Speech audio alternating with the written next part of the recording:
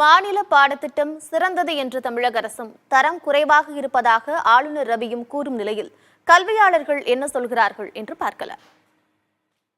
சிபிஎஸ்சிக்கும் state board சிலபஸுக்கும் CBSE எந்த அளவுக்கு தரமா இருக்கோ அதே அளவுக்கு தரமான சிலபஸ். இன்னும் சொல்ல போனா ஒரு சில பாடங்கள்ல சிபிஎஸ்சியை விட கூடுதல் தரத்தில் தமிழக அரசின் மாநில பாடத்திட்டம் இருக்கிறது. திரு உதயச்சந்திரன் ஐஏஎஸ் அவர்கள் தலைமையில் உருவாக்கப்பட்ட அந்த கமிட்டி, திரு உதயச்சந்திரன் ஐஏஎஸ் அவர்கள் பாடத்திட்ட குழுவின் தலைவராக இருந்தபோது ஒரு அற்புதமான பாடத்திட்டம் தமிழகத்தில் உருவாக்கப்பட்டிருக்கிறது. நம்ம குறிப்பா சொல்லணும்னா 9ஆம் வகுப்பிற்கு மேல் 12ஆம் வகுப்பிற்குள் இருக்கக்கூடிய அந்த பாடத்திட்டம்ன்றது சிபிஎஸ்சிக்கு ஈக்குவலான தரமான பாடத்திட்டம்.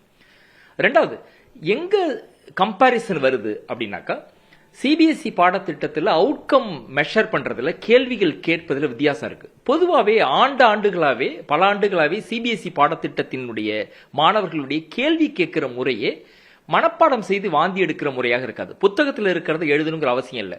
சிபிஎஸ்சி பாடத்திட்டத்தில் நான் ஒரு விஷயத்தை சிந்திக்கக்கூடிய, ஒரு விஷயத்தை நான் புரிஞ்சுக்கிட்டேனா அப்படின்னு தான் அவுட்கம் பார்த்தது எக்ஸாம்.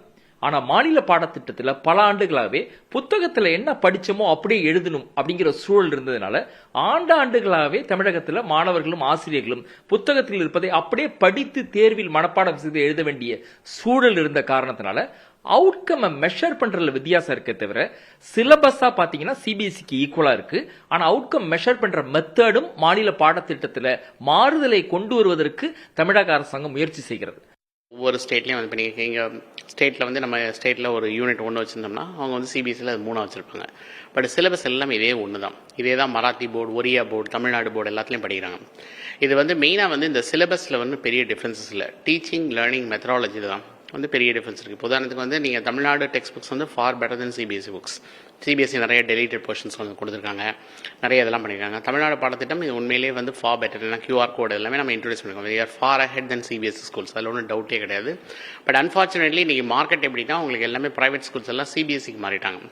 ஏன்னா சிபிஎஸ்சியில் படித்தா தான் நாங்கள் நீட்டு கோச்சிங் கொடுக்க முடியும், ஐஐடி கோச்சிங் அப்படிலாம் ஒன்றுமே கிடையாது. நாங்களே ஸ்டேட் போர்ட்லேருந்து நாங்கள் ஐஏஎஸ்சி ஐஐடிக்கெலாம் பசங்களை அனுப்புகிறோம். அதனால் ஸ்டேட் போர்டில் இருந்தால் படிக்க முடியாது அப்படின்னு சொல்கிறதெல்லாம் மிக மிக தவறு. என்னை பொறுத்த வரைக்கும் அந்த டீச்சிங் லேர்னிங் மெத்தடாலஜி வந்து இது சிலபஸ் வந்து இட்ஸ் சேம். இது சிலபஸ் தெரியாமல் நம்ம சண்டை போடுறோம்னா நம்ம இன்னும் கல்வியில் முழுமையாக புரிந்து கொள்ளலை அப்படிங்கிறது தான் வந்து என்னை பொறுத்த வரைக்கும் இது. But syllabus is same all over the country. 11th and 12th வந்து நீங்கள் யாரும் மாற்ற முடியாது. இது நேஷனல் கரிக்குலம் ஃப்ரேம் ஒர்க்கு. இந்த ஃப்ரேம் ஒர்க்கை தாண்டி நீங்கள் வெளியே திடீர்னு புதுசாக இன்ட்ரடியூஸ் பண்ண முடியாது.